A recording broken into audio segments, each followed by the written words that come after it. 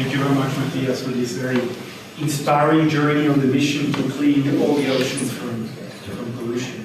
Very important. I'd like to move to our next speaker, Andrea Rumiz. He's from South Pole, and South Pole develops and implements comprehensive emission reduction projects and strategies that turn climate action into long-term business opportunities, which is not only relevant for businesses, but also for any NGOs, government organizations, etc.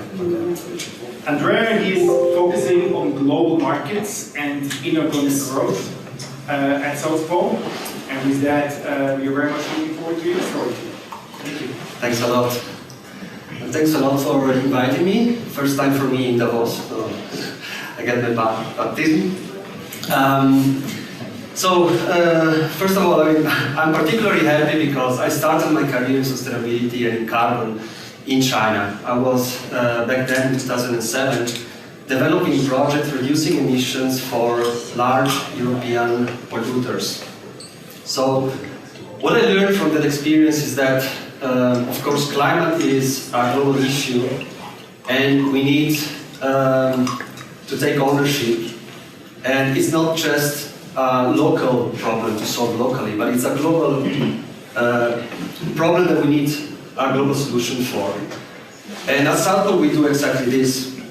We help companies to understand their carbon footprint globally, so we work with large organizations, and whether their footprint is in America or in Asia or in Europe, we help them to put together all the data and to have a strategy to reduce their impact. And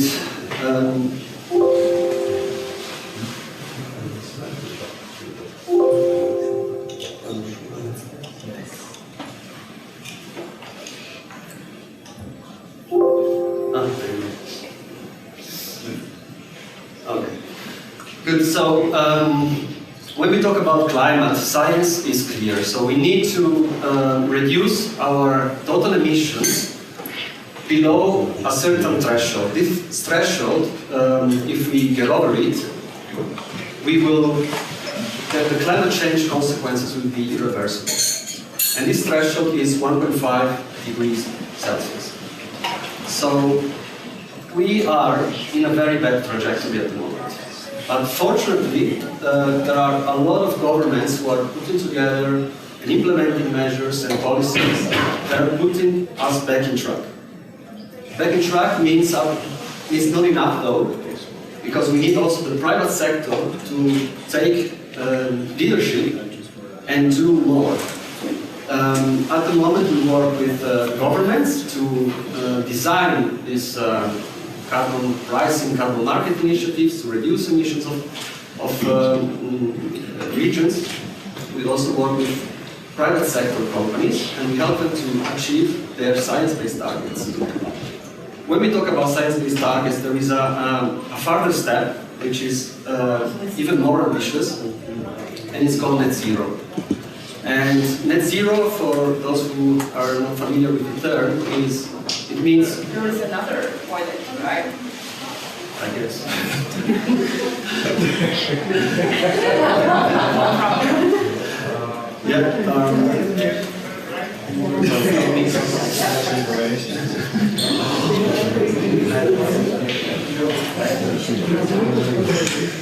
Well, going back to net zero.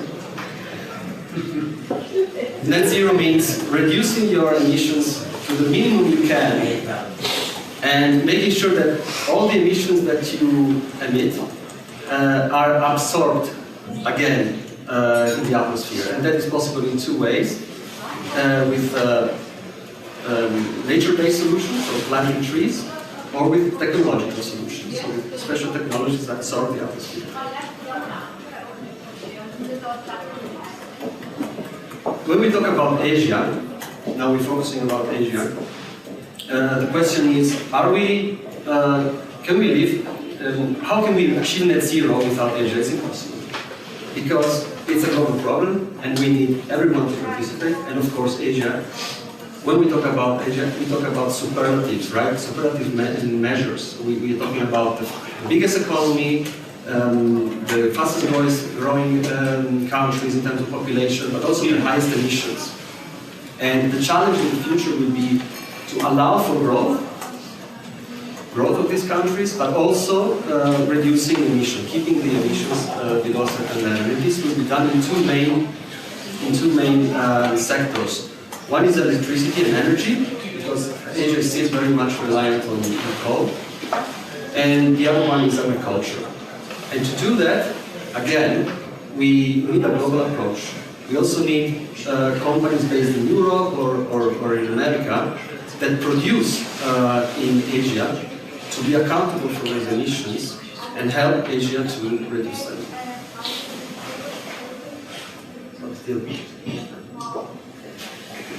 What's happened today in the world is this patchwork of very nice colors. It shows that there are a lot of initiatives, there is a lot of goodwill. But what is missing is a common approach, is a really global market. And filling that gap is really coming from the voluntary market and the private sector, where many companies in different industries are taking action to reduce their footprint beyond what the national regulations are saying. Especially in Asia, there are new upcoming markets. For example, in China, which is up to be the largest emission trading scheme in the world, South Korea and Singapore, which is a newly carbon market started, which I will talk about later.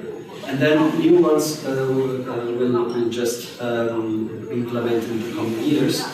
Important to say that Asia in 2030 will have 4 of the 5 carbon emitters in the world. So environmental markets and carbon price is highly appreciated. So Singapore carbon tax is an example I wanted to briefly discuss about. We help basically the Singaporean government to implement a carbon tax, a price on carbon, which today is 5 Singapore dollars per ton, and affects all the companies that are emitting above 25,000 tons of CO2 per year. And the forecast is that in 2030 this price will go up to 80 Singapore dollars. So it's an ambitious plan, and Singapore is a small country but very influential, and I think it will be taken into account for many other countries too, as a benchmark. So what the governments are doing are implementing carbon markets, putting a price on carbon, and this is a first step that shows the ambition of a country and allows the private sector and the voluntary market to have a price on carbon. And that's very important because also in Asia we observe a very rapid increase of companies disclosing their emissions in the CDP, which is the Carbon Disclosure Project. And it's basically an organization that collects information, a large database of emissions of the corporate world. It's supported by the largest institutional investors in the world. And last year, nearly 4,000 companies in Asia disclosed their emissions, and this is a very good result because it's, first of all, the first step for them reducing emissions. And then it also represented 14% of global emissions, which is a good number. And also, if it compares to the previous years, it's almost 30% increase. Again, we have 32% of new companies that disclosed last year their carbon footprint, and many of those have also reached a very high ranking in the overall scores of the CDP. But that's a very good start. It's a good start, but it's not enough, because as you can see here, while many companies disclose their emissions, not many companies have still science-based targets in place, and not many have a net zero target. So there is still a lot of work to do. And why companies should engage and take action. Now the question is government helping is the main trigger? The answer is no. Now the markets are really moving fast. And before the example of Matthias was very good, because you have the choice when you buy to choose from an ethical product or not. And we see a huge increase in customer choice, where companies are, let's say, there is no government saying what you have to do, but if you want to make your top line happy, then you also have to implement ethical products, because the awareness is there. So, wrapping up, I think, again, it's a global problem. It's the biggest challenge we have today, climate. And to solve it, we need a global approach. And it will be important to create the right dynamics between the public and the private sector. And we are Circle out there to help. That's it.